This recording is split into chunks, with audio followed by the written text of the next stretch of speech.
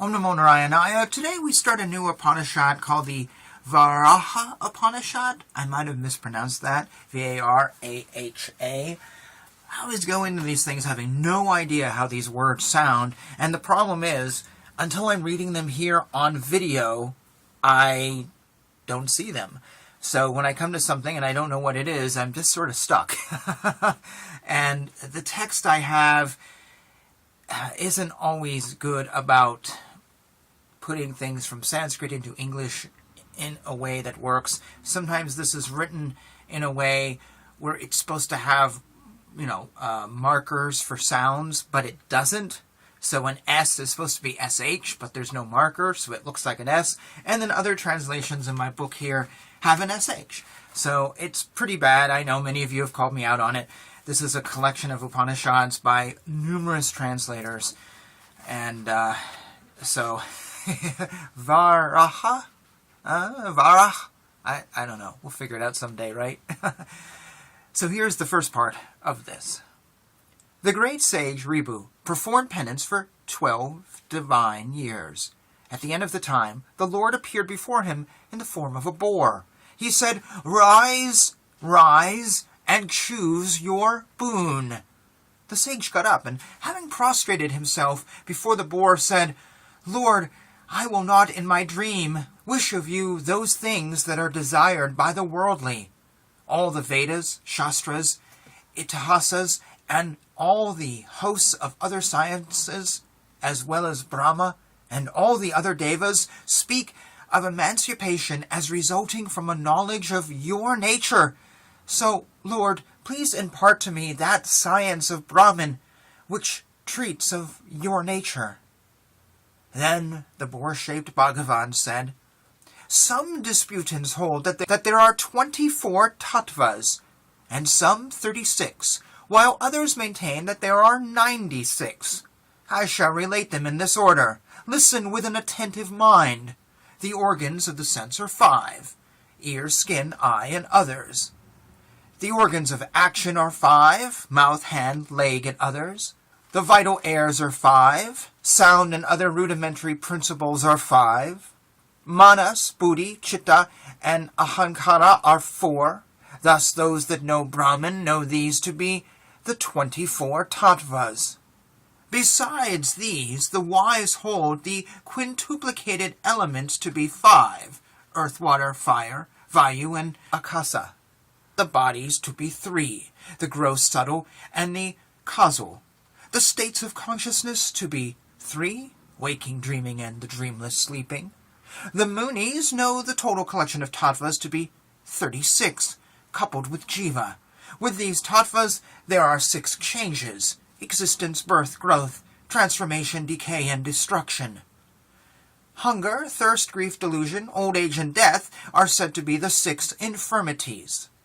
Skin, blood, flesh, fat, marrow, and bones are said to be the 6 sheaths.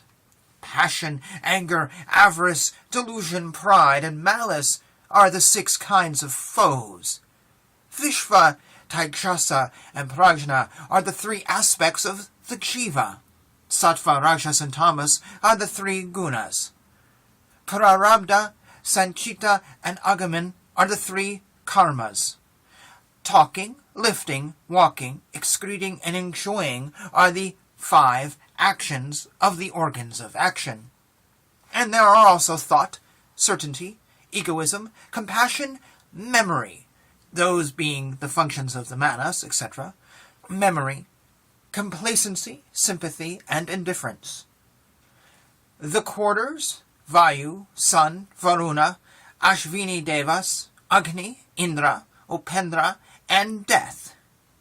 And then the moon, the four-faced Brahman, Rudra, Kshtrajna, and Ishvara.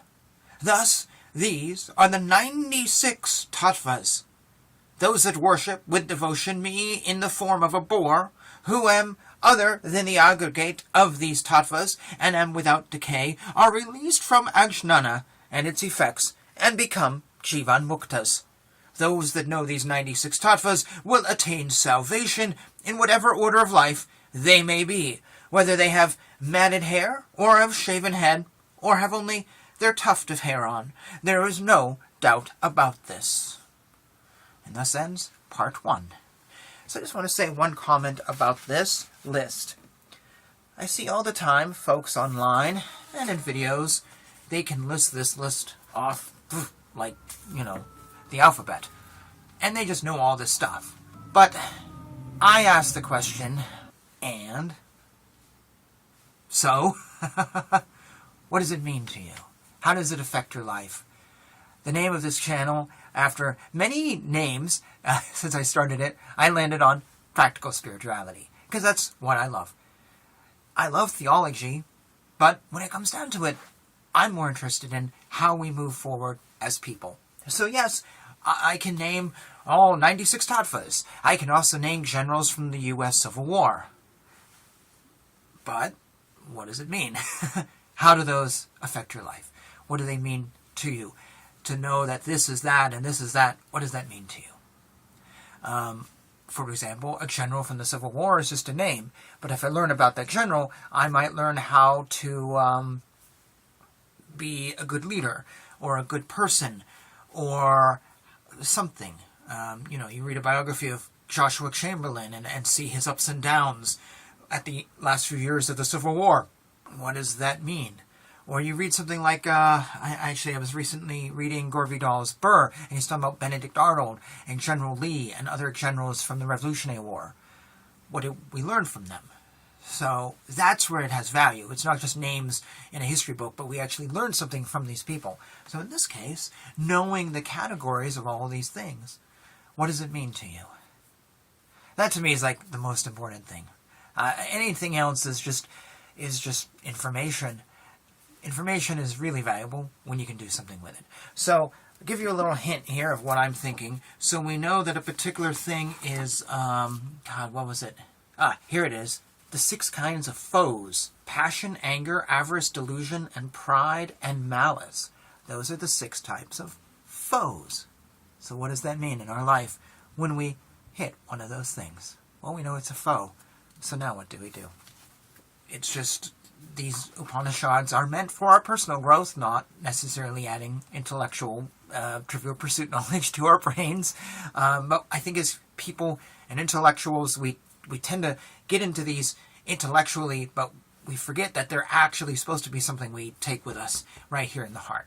So just that minor little thought as we start this new Upanishad that will stretch out over a handful of videos. So please join me here. Feel free to put comments down below. Please subscribe and all that good stuff. Thank you for watching. Jai Shri Krishna.